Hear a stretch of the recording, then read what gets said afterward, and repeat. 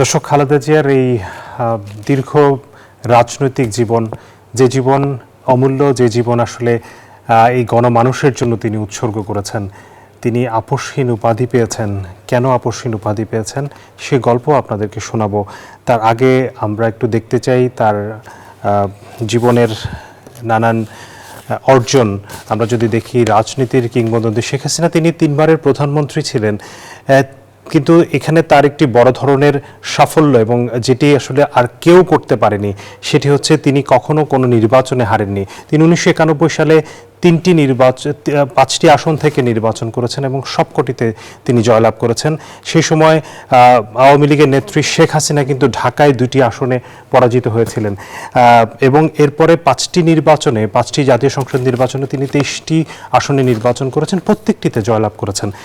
এই যে তার এই রাজনৈতিক জনপ্রিয়তা আমরা দেখছি, সেটি তাকে আসলে কিংবদন্তি খালেদা জিয়ায় পরিণত করেছে। আপসহীন যে নেত্রী, আপসহীন আসলে কেন তাকে বলা হয়েছে আপনারা জানেন যে 1991 সালে যখন 1983-84 সালে যখন এরশাদ বিরোধী আন্দোলন হচ্ছিল এবং সেই সময় তিনি 7 দলীয় জোটের নেত্রী ছিলেন এবং 15 দলীয় জোটের সাথে যুগপৎ আন্দোলন করছিলেন। সে সময় 5 দফা ঘোষণা করা হয়েছিল এরশাদ বিরোধী আন্দোলনের। সেই 5 দফার যে দাবি, সেই দাবি উপেক্ষা করে যখন 84 সালে এরশাদ সরকার, হোসেন মোহাম্মদ এরশাদ যখন নির্বাচন ঘোষণা করেন, খালেদা জিয়া কিন্তু তিনি তখন সেই নির্বাচনকে একটি বানোয়াট নির্বাচন এবং একটি পাতানো নির্বাচন বলেছিলেন এবং যে কারণে তিনি সেই নির্বাচনে অংশ নেননি। তিনি জনগণের সাথে আপোষ করেননি, তিনি নির্বাচনে যাননি। কিন্তু তার সাথেই যিনি আন্দোলনে ছিলেন, শেখ হাসিনা আওয়ামী লীগের নেত্রী, তিনি কিন্তু সেই সময় 5 দফা ভঙ্গ করে তিনি নির্বাচনে অংশ নিয়েছিলেন। কিন্তু পরবর্তীতে সেই নির্বাচনে অংশ নেওয়াটা তার জন্য আসলে ভুল ছিল, সেটি আসলে পরবর্তীতে প্রমাণ হয়েছে। আমরা দেখি যে তিনি গণতন্ত্রের নেত্রী, তিনি আসলে গণতন্ত্রের জন্যই লড়াই করে গেছেন সারাটি জীবন। গণতন্ত্র প্রতিষ্ঠার তাকে বলা হয় গণতন্ত্রের মানস কন্যা। পরেরটি আমরা যদি দেখি, রাজনৈতিক কিংবদন্তি খালেদা জিয়া, তিনি দেশনেত্রী উপাধি পেয়েছিলেন কারণ তিনি আসলে যখন জিয়া রহমানের মৃত্যুর পর যখন আসলে পুরো বাংলাদেশ বিএনপি ভাঙনের মুখে পড়ে, বিএনপিতে দলীয় কোন্দল দেখা দেয় এবং শুধুমাত্র বিএনপি না, আসলে পুরো বাংলাদেশ একটি গভীর সংকটের মধ্যে পড়ে, সেই সময় তিনি কিন্তু দলের হাল ধরেছিলেন এবং সেই দলের হাল তিনি ধরার ফলে শুধুমাত্র বিএনপিকে পুনর্গঠিত করেননি, তিনি পুরো বাংলাদেশকে আসলে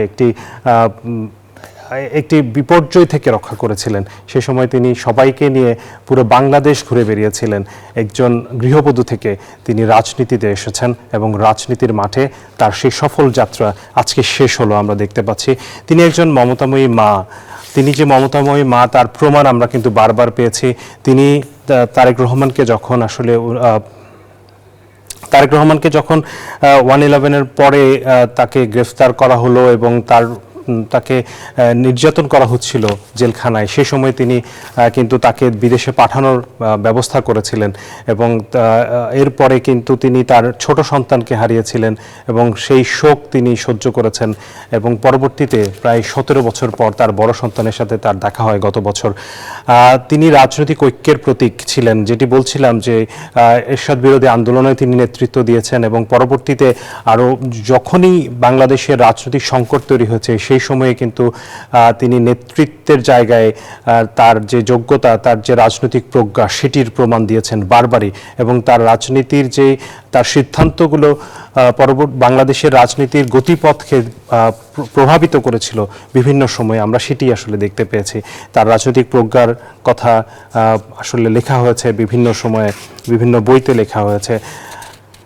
তিনি প্রতিহিংসার শিকার হয়েছিলেন, এটি আসলে বলার অপেক্ষা রাখে না। আপনারা সবাই জানেন যে বাংলাদেশের রাজনীতিতে তাকে এবং তার পরিবার এবং বিএনপিকে যে ধরনের প্রতিহিংসার সম্মুখীন হতে হয়েছে, বিশেষ করে গত সরকারের আমলে, সেটি আসলে আপনারা সবাই জানেন।